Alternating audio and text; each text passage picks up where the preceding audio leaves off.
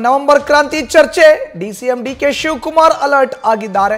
CM ಸ್ಥಾನ ಪಡೆದೇ ತೀರುವ ಪಣವನ್ನ ತೊಟ್ಟಿದ್ದಾರೆ DK Shivakumar.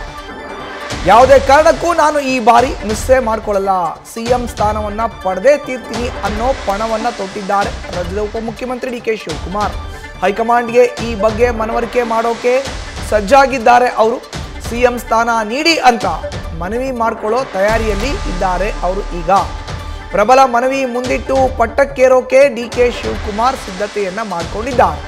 ಹಾಗಾದ್ರೆ ಆ ಒಂದು ಪ್ರಬಲ ಮನವಿ ಏನು, ಯಾವೆಲ್ಲ ವಿಷಯವನ್ನ ಈಗ ನೇರವಾಗಿ ಹೈಕಮಾಂಡ್ ಮುಂದೆ ಇಡ್ತಾರೆ ಅನ್ನೋದೇ $1,000,000 ಪ್ರಶ್ನೆ. ಹೆಚ್ಚಿನ ಮಾಹಿತಿ ನೀಡ್ತಾರೆ ನಮ್ಮ ಪ್ರತಿನಿಧಿ ಶಿವಪ್ರಸಾದ್. ಈಗ ನ್ಯೂಸ್ ಡೆಸ್ಕ್ ಇಂದ ನೇರ ಸಂಪರ್ಕಕ್ಕೆ ಜಾಯ್ನ್ ಆಗಿದ್ದಾರೆ. ಶಿವಪ್ರಸಾದ್, ಪ್ರಬಲ ಮನವಿಯನ್ನ ಮುಂದಿಟ್ಟು ಸಿಎಂ ಸ್ಥಾನ ಗಿಟ್ಟಿಸಿಕೊಳ್ಳೋ ಪ್ಲಾನ್ ತೆರೆಮರೆಯಲ್ಲಿ ಡಿಸಿಎಂ ಡಿಕೆ ಶಿವಕುಮಾರ್ದು. ಹಾಗಾದ್ರೆ ಆ ಪ್ರಬಲ ಮನವಿ ಏನು? ಖಂಡಿತವಾಗಿ ಮಧುಸೂದನ್, ಈಗಾಗಲೇ ನಾಯಕತ್ವ ಬದಲಾವಣೆ ವಿಚಾರ ಕುರಿತಂತೆ ಅನೇಕ ಚರ್ಚೆಗಳು ಕೂಡ ಕಾಂಗ್ರೆಸ್ ನಾಯಕರಿಂದ ಕೇಳಿಬರ್ತಾ ಇದೆ. ಇದರ ಜೊತೆಗೆ ಹೈಕಮಾಂಡ್ ನಾಯಕರನ್ನ ಭೇಟಿ ಆಗ್ತಕ್ಕಂಥ ಲೆಕ್ಕಾಚಾರದಲ್ಲಿ ಡಿಸಿಎಂ ಡಿಕೆ ಶಿವಕುಮಾರ್ ಇದ್ದಾರೆ. 2.5 ವರ್ಷ ಆಗಿರ್ತಕ್ಕಂಥ ಈ ಸಂದರ್ಭದಲ್ಲಿ ಸರ್ಕಾರ ಬಂದಂಥ ಸಂದರ್ಭದಲ್ಲಿ ಏನು ಮಾತುಕತೆ ಆಗಿತ್ತು ಆ ವಿಚಾರವನ್ನು ಪ್ರಸ್ತಾಪ ಮಾಡಲಿಕ್ಕೂ ಕೂಡ ಈಗ ಸಿದ್ಧತೆಯನ್ನು ನಡೆಸಿದ್ದಾರೆ. ಇನ್ನು ಪ್ರಮುಖವಾಗಿ 2023ರ ಸಾರ್ವತ್ರಿಕ ಚುನಾವಣೆಯಲ್ಲಿ ನನ್ನ ನೇತೃತ್ವದಲ್ಲಿ ಅಂದರೆ ಕೆಪಿಸಿಸಿ ಹುದ್ದೆಯಲ್ಲಿ ನಾನಿದ್ದೆ, ಆ ಸಂದರ್ಭದಲ್ಲಿ ಪಕ್ಷವನ್ನು ಅಧಿಕಾರಕ್ಕೆ ತಂದಿದ್ದೀನಿ. ಇದರ ಆಧಾರದ ಮೇಲೆ ನನಗೆ ಸಿಎಂ ಪಟ್ಟ ನೀಡಬೇಕು ಎಂಬತಕ್ಕಂಥ ವಿಚಾರವನ್ನು ಕೂಡ ಪ್ರಸ್ತಾಪ ಮಾಡಲಿಕ್ಕೆ ಡಿಸಿಎಂ ಡಿಕೆ ಶಿವಕುಮಾರ್ ಅವರು ಸಿದ್ಧತೆಯನ್ನು ನಡೆಸಿದ್ದಾರೆ. ಇದರ ಜೊತೆಗೆ ಇತರ ರಾಜ್ಯಗಳಲ್ಲಿ ಅಧಿಕಾರ ಹಂಚಿಕೆ ಸೂತ್ರವನ್ನು ಕೂಡ ಪ್ರಸ್ತಾಪ ಮಾಡಲಿದ್ದಾರೆ.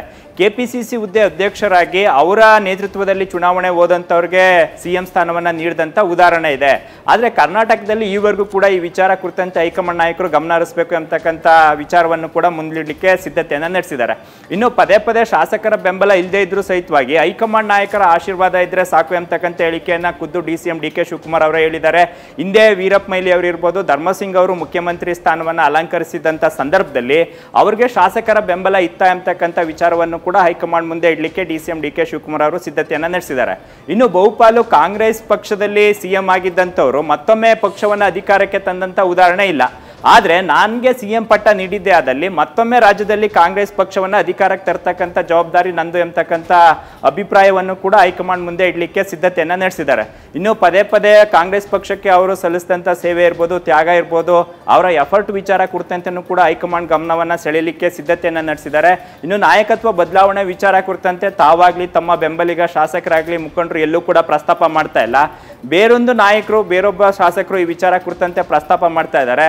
ಅದಕ್ಕೆ ಸಂಬಂಧಪಟ್ಟಂತೆ ಪಕ್ಷದ ಶಿಸ್ತು ಮತ್ತು ನಿಯಮವನ್ನು ಮೀರ್ತಾ ಇದ್ದಾರೆ. ಈ ಬಗ್ಗೆನೂ ಕೂಡ ಗಮನ ಹರಿಸಬೇಕು. ಈ ಬಾರಿ ಶತಾಯಗತಾಯ ನನಗೆ ಈ ಹುದ್ದೆಯನ್ನು ನೀಡಬೇಕು ಎಂಬತಕ್ಕಂಥ ನಿಟ್ಟಿನಲ್ಲಿ ಹೈಕಮಾಂಡ್ ನಾಯಕರನ್ನ ಭೇಟಿಯಾಗಿ ಈ ವಿಚಾರಗಳನ್ನು ಪ್ರಸ್ತಾಪ ಮಾಡಲಿಕ್ಕೂ ಕೂಡ ಈಗ ಡಿಸಿಎಂ ಡಿಕೆ ಶಿವಕುಮಾರ್ ಅವರು ಸಿದ್ಧತೆಯನ್ನು ನಡೆಸಿದ್ದಾರೆ ಎಂಬತಕ್ಕಂಥ ಮಾಹಿತಿ ಲಭ್ಯವಾಗ್ತಾ ಇರ್ತಕ್ಕಂಥದ್ದು. ಮಧುಸೂದನ್, ಧನ್ಯವಾದ ಶಿವಪ್ರಸಾದ್ ನಿಮ್ಮ ಮಾಹಿತಿಗೆ. ನ್ಯೂಸ್ ಫಸ್ಟ್, ನಿರ್ಭೀತಿಯಿಂದ ನಿಮ್ಮ ಪರವಾಗಿ.